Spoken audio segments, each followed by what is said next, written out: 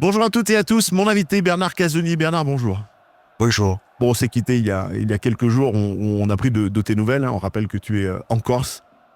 On attend, on l'espère peut-être d'un futur poste, mais en attendant, on va parler des grands souvenirs de ta carrière, de tes débuts à Cannes, de ton passage à Toulon, et bien évidemment, ce et celle se rappelle de cette grande épopée marseillaise. Alors, avec le recul, qu'est-ce que tu as envie de retenir de cette... Est-ce que ta carrière a été belle pour toi?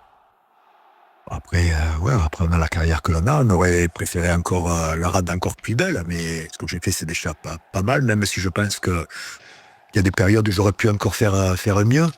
Mais bon, voilà, après on part de. Je suis parti de mon village et j'ai évolué petit à petit, quoi. Ça veut dire quoi ton village? Tu es natif de quel endroit? De Valbonne, 10 kilomètres à côté de Cannes, Ouais, entre Cannes, Grasse et Antibes. C'était le football tout de suite quand tu étais jeune? Ça n'a pas Oui, hésité? mon père est un ancien footballeur de l'AS Cannes, il a été professionnel à l'AS Cannes à l'époque des années 50-60. Voilà. Après, bon, moi j'ai joué jusqu'à 11 ans dans mon village. Après, le club est venu me chercher, Cannes est venu me chercher pour évoluer dans leur club, quoi. Donc il y a Cannes, Cannes les débuts, beau passage également à Toulon. Il y a des beaux souvenirs à Toulon? Oui, après Cannes, oui, je suis allé à Toulon et je m'étais blessé à Cannes. Je m'étais fait les ligaments croisés. Et Toulon m'a pris sur un lit d'hôpital, quoi. Roland Courbis m'a pris sur un lit d'hôpital et j'ai fait mon premier match à Toulon en Ligue Ouais. C'était Toulon, la ferveur, le 1. sud. 84-85, ouais. Ils étaient montés un an auparavant, on allait jouer contre en Ligue 2. C'est pour ça qu'ils me connaissaient. Je faisais le tournoi Esport de Toulon, donc on me connaissait aussi. On m'avait vu jouer. Mais bon, je pars là-bas avec un point d'interrogation parce que je ne sais pas si j'allais rejouer, si j'allais retrouver tous les moyens et tout, hein. Voilà. Quels sont les joueurs avec qui tu as évolué à Toulon, qu'on puisse se remémorer? Laurent Paganelli, Debio Onis, Roger Mendy, Roger Ricord, René Marsiglia, Pascal Olmeta, on est arrivés ensemble. Ah, une grosse équipe, hein. Ouais, il y avait de Roland Courbis, Bernard Boissier, Chausset, il y avait de bons joueurs. Voilà. On en profite pour saluer Eddy, hein, qui nous a mis Oui. en relation, hein, pour le Ouais. niveau du sportif. J'ai vu arriver David Ginola, il est passé de bons joueurs, hein, chez nous.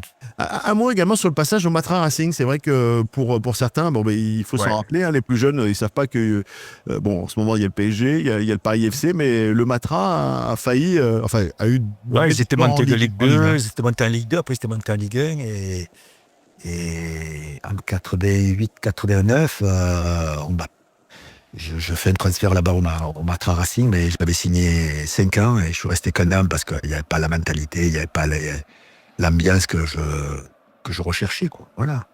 Il y avait beaucoup de stars, mais c'était pas une équipe. Tu te dis c'est dommage cette aventure du Matra. Bon, après il y a Marseille, hein, c'est Oui, pas dommage non oui, plus. c'est Mais, dommage parce qu'il y avait des moyens. Il y avait des moyens financiers, il y avait Lagardère derrière. C'était un beau projet, mais je pense que il y avait Arthur Georges comme entraîneur.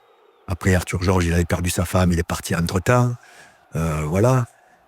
Donc, ça n'a pas été une période faste, quoi, je dirais. Ça n'a pas été une bonne période pour moi et pour le club. Quand je suis au Matra, après le Matra, je ne vais pas directement à Marseille. eh oui, Je refais une année à Toulon. et ça c'est ton Et- choix. C'est ton choix de Ouais, c'est partir mon à Toulon. choix parce que il y a Bernard Tapie, il était venu me voir pour me dire voilà, je te vais à Marseille et tout. Je dis écoute, moi je sors d'une saison difficile au Matra Racing. Je préfère me refaire une santé à Toulon. Et il m'a dit ouais, mais tu sais, il faut prendre le train quand il est en marche. Je dis c'est pas grave, je préfère revenir et je préfère retourner à Toulon, retrouver mes sensations que d'aller à Marseille et galérer, quoi. Voilà. Donc si je viens, c'est pour être à 100%. Donc j'ai fait mon année à Toulon, j'ai retrouvé ma place internationale, j'ai retrouvé mes habitudes, j'ai retrouvé mes sensations, et j'ai pu aller à Marseille, et à Marseille, j'ai pu m'imposer, quoi. C'était osé quand même. C'était osé de Ouais, mais c'est refuser- comme on ressent les choses, hein. Bah Si oui, c'est oui. pour aller à Marseille et être sur le banc, ça m'intéressait pas, quoi. C'est pour gagner ma place et avoir tous les atouts pour être performant. Bon, les Voilà. grands souvenirs de l'OM, bon, évidemment, il y a les victoires, mais qu'est-ce que Mais- tu as envie de retenir de ces années? C'est les copains? Est-ce que on dit toujours, si l'équipe, elle fonctionne, c'est que c'est un groupe de copains? Ouais, mais même à Toulon, on a vécu la première année où j'arrive à Toulon, on termine 5e du championnat. Voilà, on a manqué l'Europe pour avoir quelques points, quoi. Voilà. Après, ça a été un peu plus difficile. C'était difficile de financièrement à Toulon aussi jouer l'élite, quoi. Voilà, de jouer les premiers rôles, parce que ça demandait beaucoup d'argent, donc on bricolait beaucoup pas mal. Et Courbis a essayé de faire chaque fois de trouver des joueurs méconnus pour arriver à les faire évoluer, quoi. Voilà, c'était une autre période, c'était une autre façon de voir le football aussi, avec les moyens que l'on avait, quoi. L'Olympique de Marseille, beaucoup de personnalités. Il fallait faire sa place ou tu avais déjà un petit peu d'âge? On arrivait là-bas, on était 9 internationaux français, 8-9 internationaux français. Donc vous Plus connaissez bien les gens. 3 étrangers aussi, internationaux. Donc les places étaient chères, hein. Il y avait des gars des internationaux qui n'étaient pas titulaires non plus, hein. Voilà, donc c'était pas. Après, c'était le haut niveau, là, hein. Voilà, il fallait performer, hein. Ouais. Et cette époque, donc le Vélodrome, évidemment, les supporters. C'est la connaissance c'était- c'est Bernard Tapie aussi, t'as un président qui est hors norme aussi, hein. Voilà, qui était. Quel est ton plus grand match que tu aies joué, à ton avis, à Marseille, ou la période la plus faste où tout, La tout plus te faste, réussit? au début, ça n'a pas été facile parce qu'il a fallu s'imposer. Puis bon. Et après, je suis devant le fait accompli. C'est un match au Spartak de Moscou, en Champions League.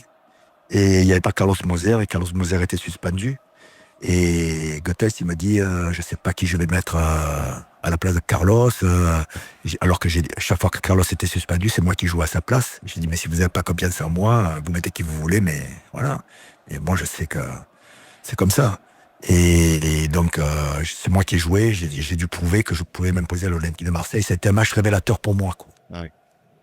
Ça m'a fait passer un cran. Une prise de confiance supplémentaire? Ouais, une prise de confiance supplémentaire. Mais avec, si je passais pas ce match-là, je m'arrêtais là, quoi. Voilà aussi. Moralement, comment À un moment donné, il faut passer les caps, il faut passer des marches, quoi. cette Voilà. équipe, elle était invincible? Comment vous le sentiez dans le vestiaire? Est-ce qu'il y avait ce sentiment de force? Ouais, mais bon, c'était dû aussi à Bernard Tapie. Il nous décomplexait beaucoup aussi, comme il nous mettait la pression, mais il nous décomplexait beaucoup aussi, quoi. Il arrivait à nous faire comprendre qu'on était les meilleurs. Parce que de partout où on allait, on était attendus. Tous les matchs, c'était des matchs. Il fallait maintenir un niveau pour passer. Dès que tu redescendais de niveau, tu te retrouvais en difficulté. Donc il fallait maintenir un niveau et après c'est une habitude. Après tu rentres dans un. Moi je l'ai appris avec les grands joueurs quand je suis arrivé à Marseille. Je l'ai appris avec des joueurs qui étaient là depuis 2-3 ans, qui avaient du vécu.